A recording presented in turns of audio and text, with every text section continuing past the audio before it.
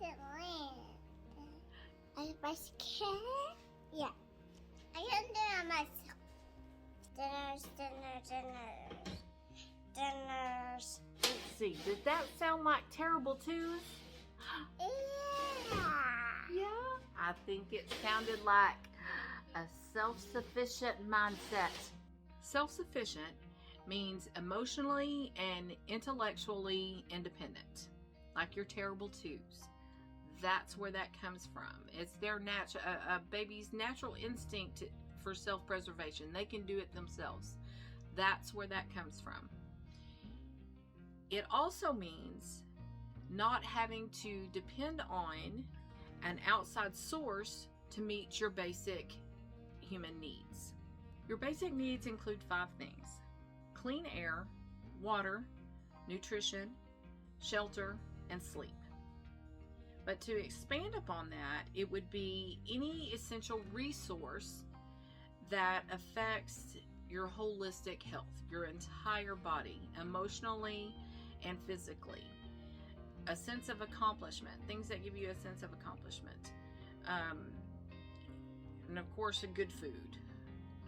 All of that, anything that's going to affect your entire body. Once you get your mind wrapped around self-sufficiency, that leads you into sustainability. The ability to maintain something at a certain level or a certain rate without adding to it from an outside source. In gardening, sustainability refers to avoiding the depletion of the natural resources, so to keep the ecology the same. And that's a whole nother rabbit hole we're not going to go into today. The ultimate goal here at the land would be for us to be sustainably self-sufficient.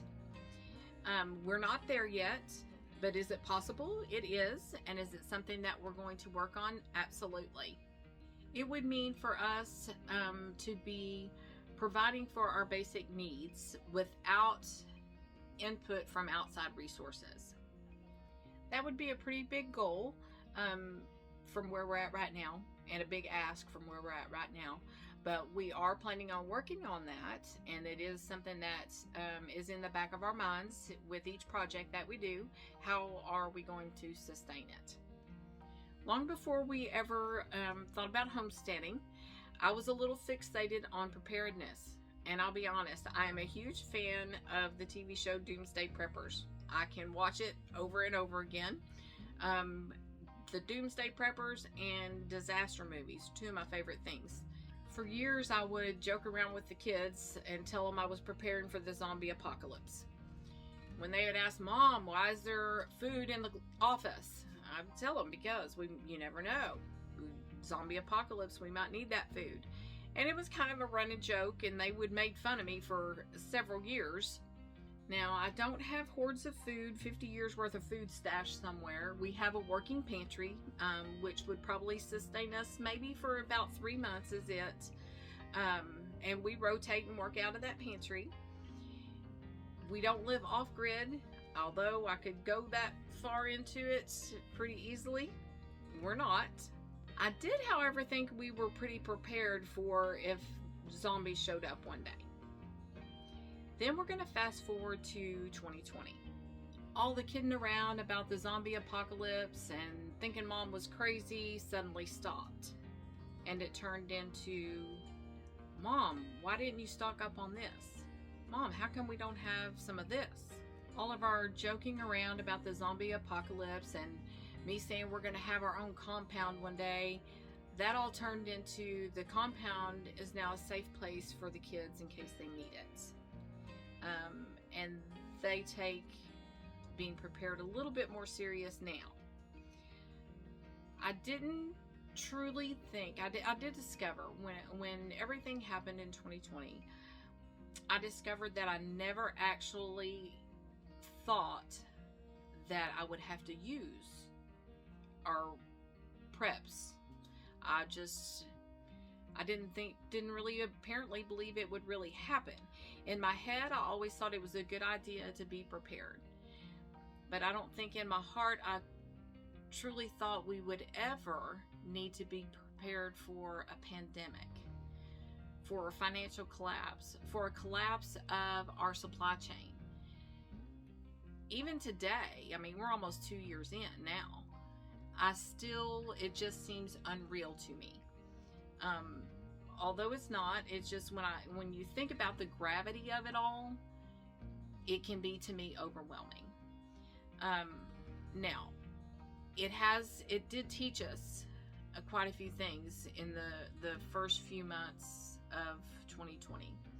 We learned what we were not prepared for. It showed us our vulnerabilities, which was a good thing. It was a good thing. We weren't, thank goodness, we weren't like some people and were completely unprepared. We were slightly prepared. So we were fine. You know, it wasn't a huge thing that the grocery stores were empty. We still had food to make it through till the trucks started coming again. But like I said, it did show us those areas that we were not prepared yet. What we did need to become more self-sufficient in. It made us take a stock of that and learn from it, so that the next time it happens, which, I mean, it's kind of been an ongoing off and on thing in our area. One week you'll go to the grocery store and the shelves are completely full. A few days later you'll go and there's barely anything on them. So it's kind of off and on. I think the biggest eye-opener for me and really my children was it can happen. It's not something made up on a TV show. It is something that we could truly have to deal with and had to deal with. So since then, we have come up with a few other plans and beefed up a few things around here, so that even though all of my kids aren't here, if something happens, they know they can come here and then they know they can get the food that they need to provide for their family. They know that the resource is there for them. Now, are we completely self-sufficient? No, but not by a long shot. But we have made steps to be self-sufficient in a few areas. We are self-sufficient in eggs. Is it sustainable? No, not really. We don't have a rooster. We don't breed chickens. So we do still buy chicks if we need them, and we do still have to buy feed for the chickens. Is it a start? Most definitely. We haven't bought eggs in almost 2 years now. So that's one area that I'm okay with right now. Making it sustainable, we'll get there. We are pretty self-sufficient with garlic. We've got all this coming up for this year. We still have garlic left from last year. So this year we should be completely self-sufficient, because what we don't use from last year's harvest, we are going to make into some garlic powder, and then we will save our bulbs for this year to plant next year. So, because I did plant more than what we apparently are going to use in a year's time. There are a few things we have planned this year to start working on becoming more self-sufficient and sustainable. One of those things is our soil.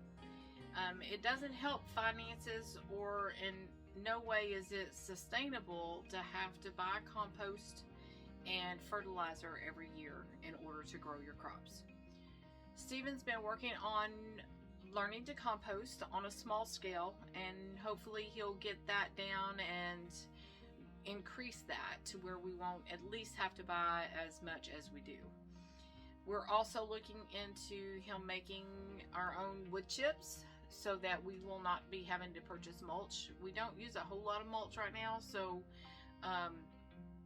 something that we're thinking about anyway. Also, we're going to be planting some more cover crops to help build the soil up, and then planting some crops that we can use as fertilizer. Second thing is, of course, vegetables. Hopefully this year we will become a little bit more self-sufficient in providing more of our vegetables for the year. Fruit is another thing that we've been talking about for years doing, planting some fruit trees and getting those started, and we have never done that yet. So hopefully this will be the year that we get that accomplished. One of the biggest things that we need to work on is meat. We currently don't do any kind of meat production here. With losing an entire freezer full of meat this year, not long, a couple months ago, that kind of made us stop and think we got to do something, because that was a lot of money wasted. As you can tell, I have big plans. My list is very long. It's a lot longer than that. Will we get all of that done? Maybe, maybe not. And if we don't, that's okay. As long as we accomplish something. Let's move another step forward in being self-sufficient or sustainable. Either or both would be great. So, having said all that, let me just ask you to think about it. What is one thing you could do this year to become self-sufficient in? Just one, just a small thing. And I'm going to leave you with a challenge. Every year, Jessica at Three Rivers Homestead puts out a challenge. The challenge is not to go to the grocery store for the months of January and February, to eat from your pantry.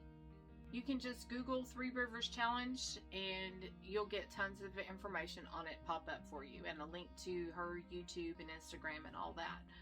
Basically, there's no rules. This will be the first year that I've tried it. We will still have to go to the grocery store. As I said earlier, we don't have any meats.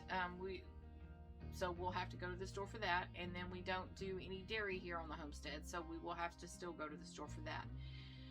The premise basically is for you to take stock in what you have and rotate out your pantry. And plus save money. I mean, you've put the time in to build up your pantry. You need to use it and keep it rotating, keep it fresh. So what I did the first week of January, first couple weeks of January, I went through our pantry and went through everything, took stock of what we had, didn't have, rotated everything up, made sure the oldest things were like in front, so I would grab those first. Got rid of some things and took stock of what I spent money on last year that I shouldn't have. For some reason, I don't know why, I thought I needed a ton of ketchup, salad dressings, and cornbread mix and cornmeal. Okay, I don't even like ketchup. Salad dressing, I just thought we needed more, I guess. And cornbread, I am not a big cornbread fan. I have it occasionally, make it, but not very often. Right now, we're eating lots of cornbread. But I got it all straightened out and took stock of what we had, didn't have, and all that. So we've been eating out of the pantry for a couple of weeks with very minimal grocery expense. And so far, it's working out pretty good. It is rotating my stuff around that I thought I needed to hoard, but we're eating it so we can get some fresh in this year. Hopefully fresh grown out of our garden instead of the grocery store this year. What I've learned a few things doing the challenge. I don't ever need to buy ketchup. We won't eat it. I don't need to buy a bottle of salad dressing. It does go bad. It does. I tasted it. I literally opened up the bottles and tasted them before I threw them away, and they were gross. I don't need to buy one bag of cornmeal would be sufficient for us for a year. The biggest thing I've learned is that we need to work on being more self-sufficient with meat, or being more prepared for meat. Maybe an alarm on a freezer that tells you whenever the temperature starts rising would be great. I hope you enjoyed the challenge and have fun coming up with ways to eat what you have. If you liked the video, please like, share, and subscribe. And as always, do you have a dream? Then what are you waiting for? Excuse me.